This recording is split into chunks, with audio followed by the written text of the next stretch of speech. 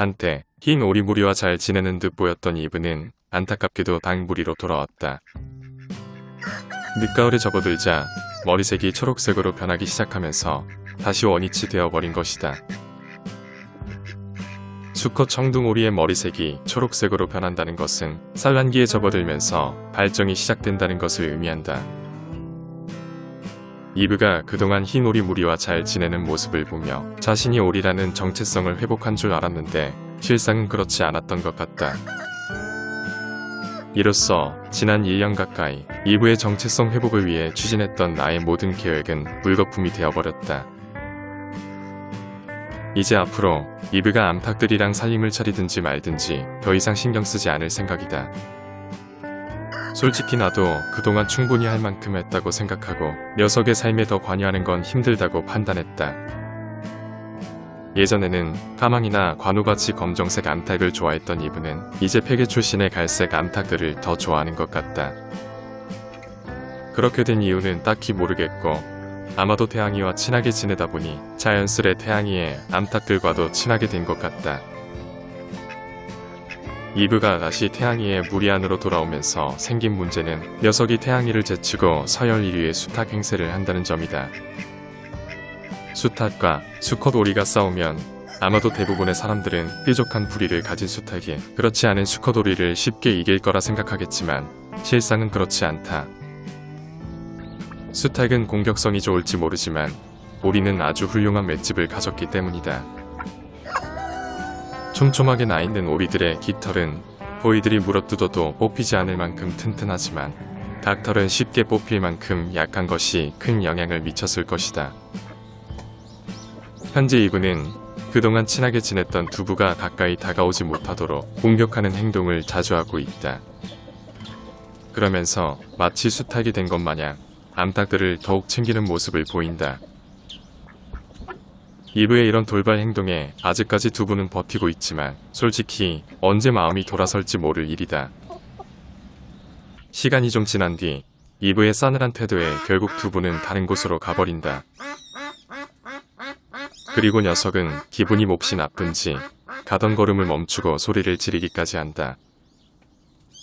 두부가 다른 곳으로 가버렸지만 이브는 따라가지도 않고 암탉 주변에만 머물러 있다.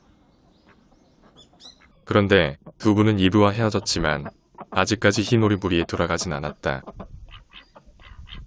하지만 이브가 끝까지 외면한다면 결국 두부도 흰오리 무리에 돌아가지 않을까 생각한다.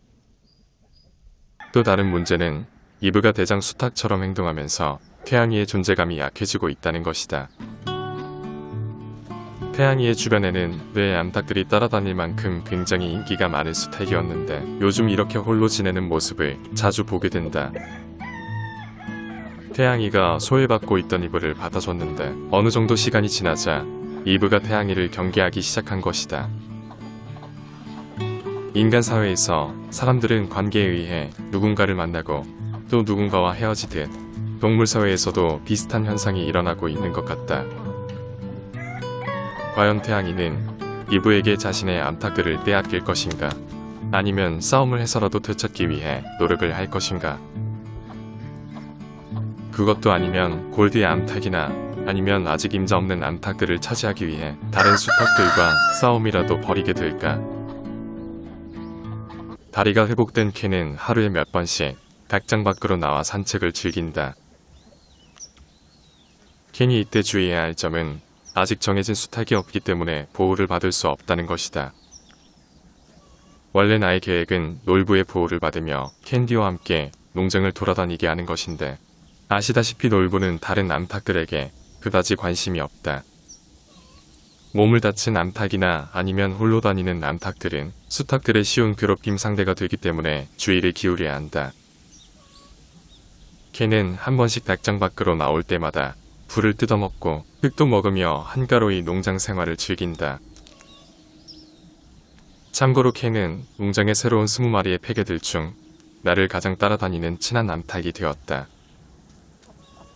대부분의 닭들은 사람을 두려워하지만 간혹 사람을 경계하지 않고 좋아하는 녀석이 있는데 캔이 그런 암탉이다. 아마도 다리를 다쳐 몇 주간 제대로 움직이지 못해서 내가 신경 써서 챙겨줬더니 나를 유독 좋아하게 된 것 같다. 때마침 놀부와 제리 연합팀이 나타났다. 연합팀은 주로 농장의 북동쪽 지역으로만 돌아다니며 먹이 활동을 한다. 오리와 거위들은 농장 전체를 돌아다니며 먹이 활동을 하는데 반해 닭들은 그룹별로 돌아다니는 지역이 정해져 있는 것 같다. 태양이 팀은 주로 북서쪽 지역을 돌아다니고 골드 팀은 주로 남서쪽 지역을 돌아다닌다. 닭들이 유일하게 돌아다니지 않는 곳은 가장 큰 남동쪽 지역인데 왜 그런지는 나도 모른다. 아마도 오리나 거위에 비해 겁이 많은 닭들이 미지의 땅 쪽으로 돌아다니는 것을 두려워하는 것 같다. 며칠 뒤 캔과 위를 괴롭히던 암탉은 캔디네 닭장에서 나온 뒤 다시 노숙을 시작했다. 녀석은 밤이 되어도 큰 닭장으로도 가지 않고 캔디네 닭장으로도 가지 않고 있다. 솔직히 닭들이 닭장으로 가기 싫어서 숨어버리면 깜깜한 밤에 녀석을 찾는 건 굉장히 힘들다. 노숙하는 게 습관이 되지 않도록 빨리 녀석을 찾아야 하는데 아무리 뒤져도 찾을 수가 없다.